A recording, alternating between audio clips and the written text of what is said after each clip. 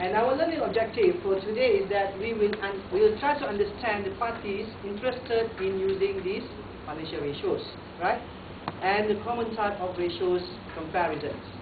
And then we also will be using popular ratios to analyze the firm's financial position. What are the most popular ratios? For example, the most popular ratios is the liquidity ratios. Okay? And then we use the DuPont system. Okay? And then a summary of financial ratios to perform a complete ratio analysis. Okay, DuPont system is actually a summary of every ratios that we are going to cover today. Okay, it's a summary of everything. Okay, a summary of the activity ratios, summary of the profitability ratios, leverage ratios, and also of liquidity ratios. Okay, and then we will describe some of the limitations and also cautions that should be considered in performing the ratio analysis, because we have to identify what are some of the limitations that we have to encounter when we perform this analysis. Okay, users of ratio analysis. Okay, who are the interested parties in using these financial ratios? Okay, basically the management is the most interested party, okay, who wanted to know and to analyze the financial statement of the company itself, right? Because management want to know what is the financial position, what is the current inventory level, what is the liquidity level, right? Liquidity means that how much the company could be able to perform in short-term obligation when it's due. Okay, so it's liquidity ratios. Okay, so basically company would like to know what is the profitability of the companies. So basically the most interested parties will be the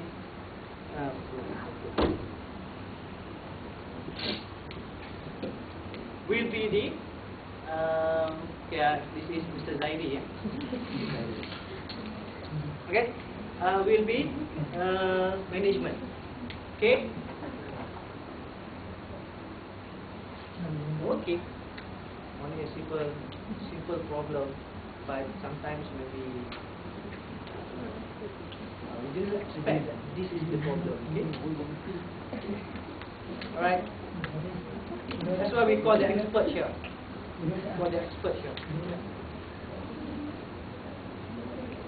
Okay, thank you.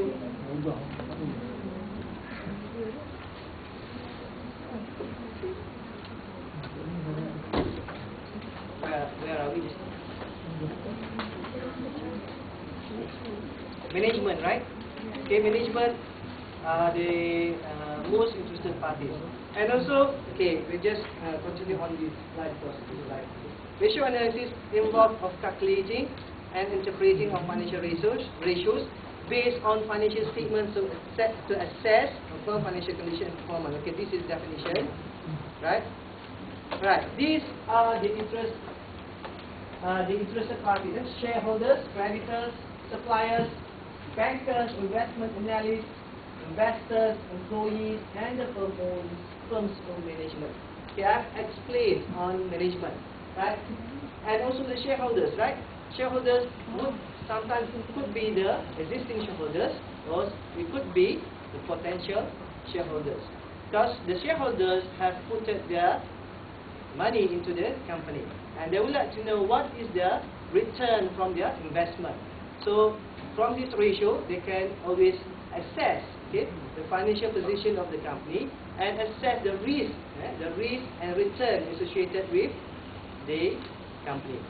Okay, and then also the creditors. Okay, creditors also would like to get their money back from their business, right? From selling the products to the company. So when the creditors would like also want to evaluate the company, they will look at the liquidity ratio. Okay, they will look at the liquidity ratio. Okay, and to assess the ability of the company, okay, to perform its short-term obligation. Okay, perform its short-term obligation. Right, that is the creditors. Now let's see what about suppliers. Suppliers also the same. Okay, they would like to see, okay, how the company could operate, okay, and paying them, for the product they have sell to you. Okay, the same suppliers and creditors. Okay. Bankers also will evaluate the financial position of the company when they want to give you loans, whether you are able to pay their principal plus interest back. Okay, the bankers will also be interested in the ratios. Investment analysts, okay, investment analysts would like to know what is the financial position of the company, because they would like to recommend, okay, your company share to other interested parties. Okay, reminders such as reminders and etc. Right? And employees also, that's what I've mentioned. Employees also would like to know what is the company financial position, because they want to know whether they could get bonus for that year or not, right? Bonus, incentive, and etc. Okay, these are the interested parties. Okay, shareholders concerned with profitability of the investment, creditors, bankers, suppliers concerned with the ability of the company to pay their goods on time, investment analysts, investors concerned with the potential investment opportunity, employee concerns with the ability of the company to survive and their job security, and also management concerned with the efficiency of managing the business. So the most interested party is the management, right? Management. Okay.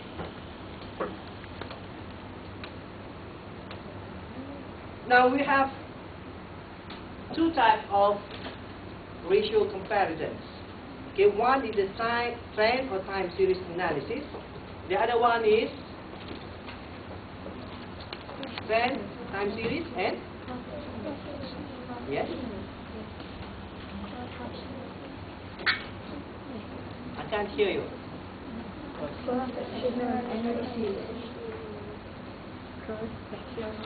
Yes, cross-sectional analysis.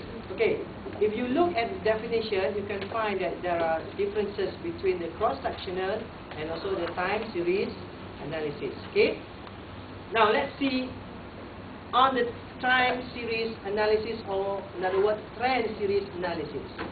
Okay, trend series analysis is used to evaluate a firm performance over time.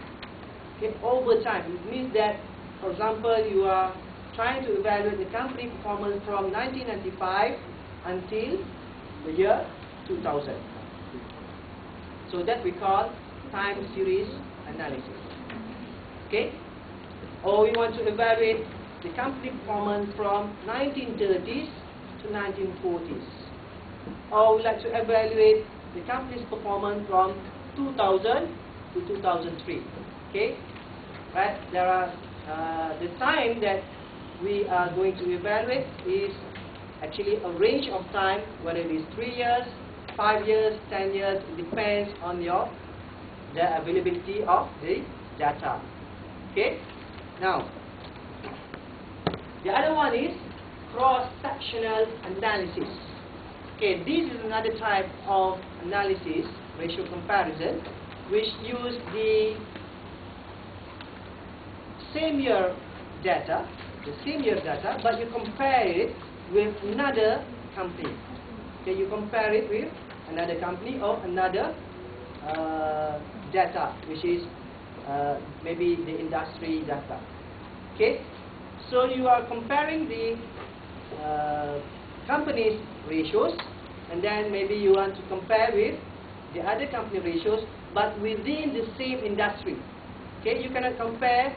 Okay, for example, this company is selling iron pole. You want to compare with the industry who sells plastic pole. So it's different in nature.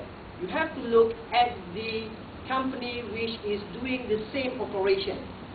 Okay, doing the same operation within the same industry. Okay, this is cross-sectional analysis. Okay, its definition is it's used to compare different firms at the same point in time. Okay, for example, you want to compare the data of company X and company Y for the year 2002. Okay, using this data from year 2002, but you compare it with different companies. Okay. And one of the analyses in the cross-sectional analysis is actually we use the industry comparative analysis. Okay, industry comparative analysis is actually a compilation of the whole company, okay, every company within the industry to get an average industry ratios. Okay, we get all companies. For example, we are in the food and beverages industry. We take all the companies within the industry, and then we average all the ratios. Okay, then we can get or derive the ratios of the industry ratios. Okay, this is one of the analysis. Okay, this definition: one specific type of cross-sectional analysis used to compare one firm's financial performance to the industry average performance. Okay, so you want to know how are you doing comparing to the others. Okay, let's say you are in this class. Your CGPA is 3 points. You want to know what is the other CGPA are, right? But you cannot see, you cannot compare to each and every one of your colleagues. What you do is that you get all the CGPAs, then you average it, and then you see whether you are above average or below average. Okay, your CGPA, whether it is above average or below average. It's the same as the industry comparative analysis. Okay, all right. So, and lastly, we have the combined analysis. Okay, the combined analysis actually combines both analysis. Okay, you have the trend analysis, and then you also have the cross-sectional analysis. Okay, you use this both analysis, and then you incorporate it into one analysis. Okay, this combined analysis is preferable rather than you use only trend analysis or cross-sectional analysis. Okay, because it could give you a better picture of the company financial performance. Okay. Okay, its definition: combined analysis simply uses a combination of both time series analysis and also the cross-sectional analysis. Okay. Okay, if you look at table 4.1. Okay, it is in page. Turn to page.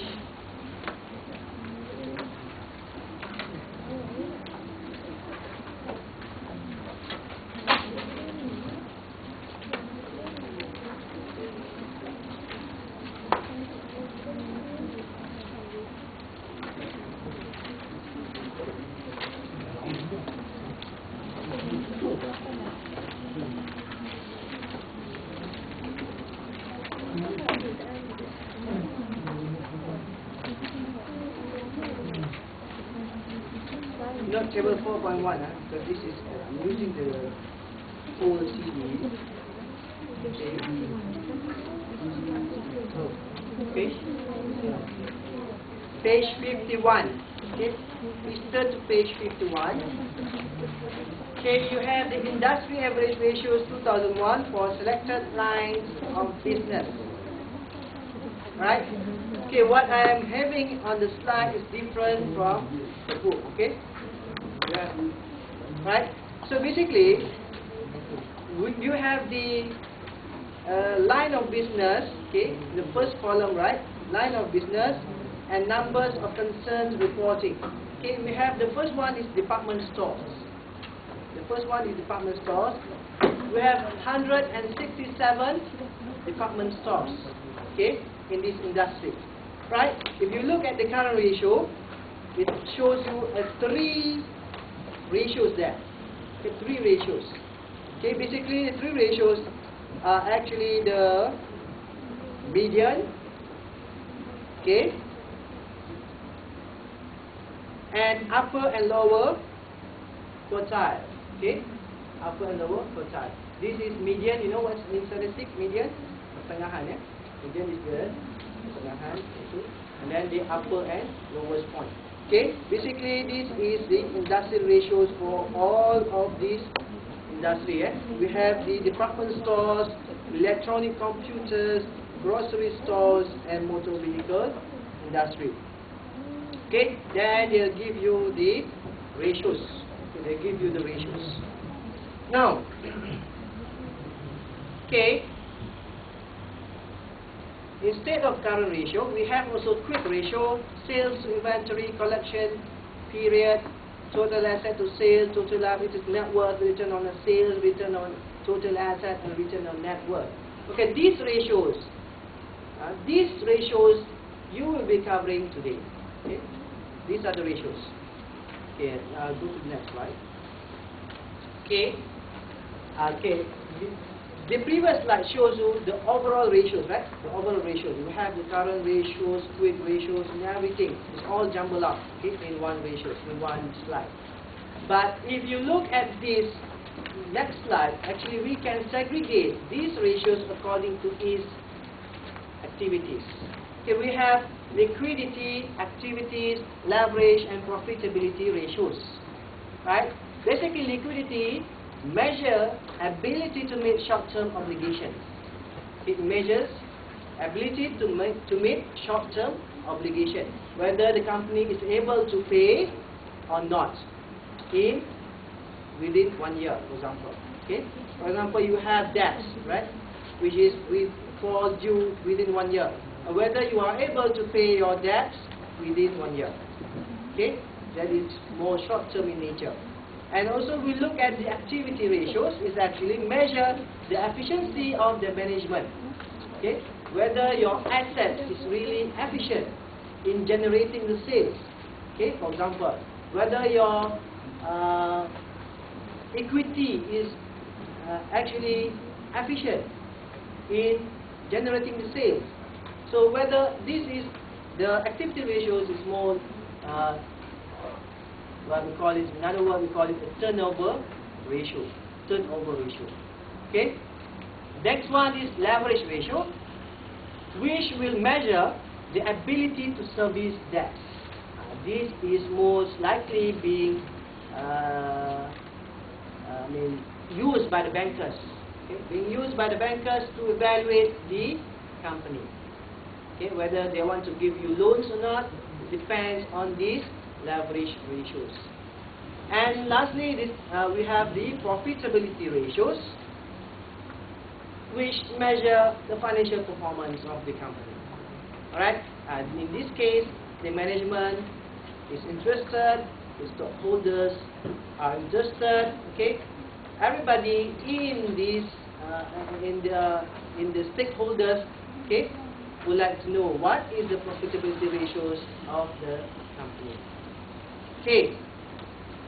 Now, in liquidity ratio, we have the net working capital. Okay. Net working capital is actually what you have in your current asset, okay, minus what you have in your current liabilities. Okay. So it actually measures the overall liquidity. Okay. And the higher the value, the greater or the better it will be. Okay. Basically, if you have a higher current asset, okay, it means that your company is liquid. Liquid, which means that are able to meet its short-term obligations. Okay. So the higher the value, the better it will be. The next one we have current ratio. Okay, current ratio, the formula is current assets divided by current liability. Okay, basically it's the same as the net working capital, but instead of minusing, it will give you a ratio instead. Okay, so it measures the ability to cover short-term obligation when it's due. Okay,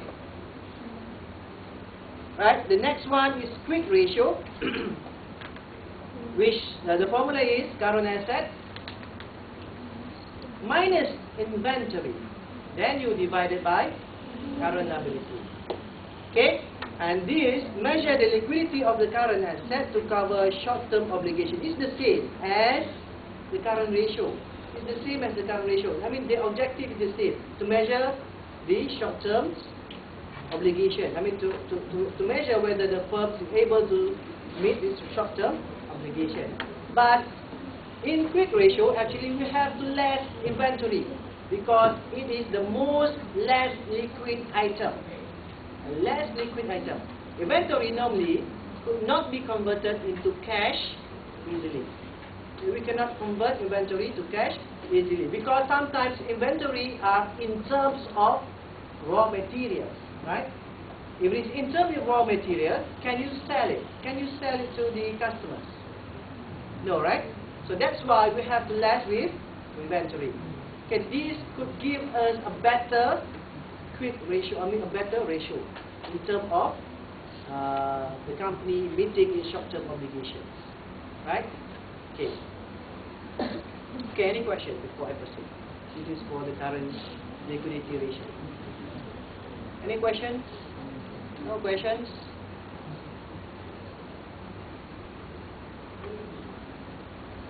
Okay. The second ratio is the activity ratios.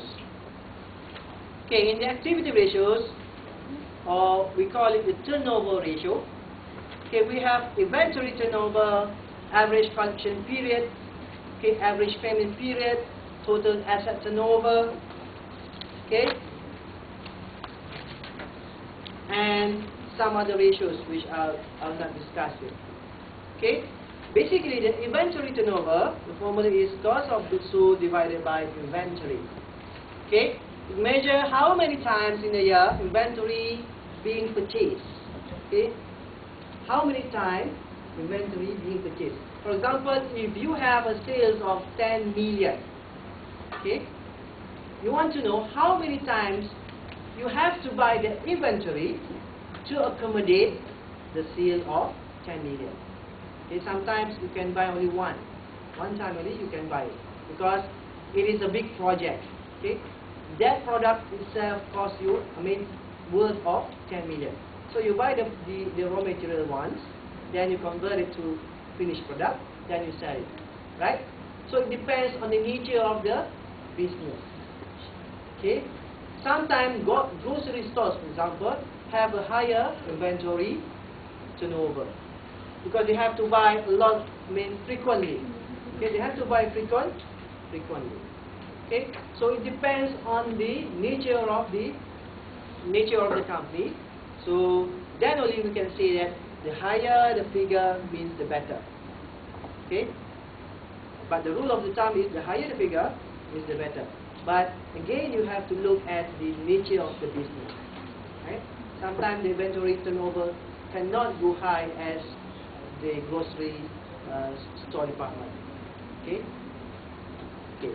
Now let's see the second one, average collection period. Okay, the formula is account receivable divided by sales. You multiply with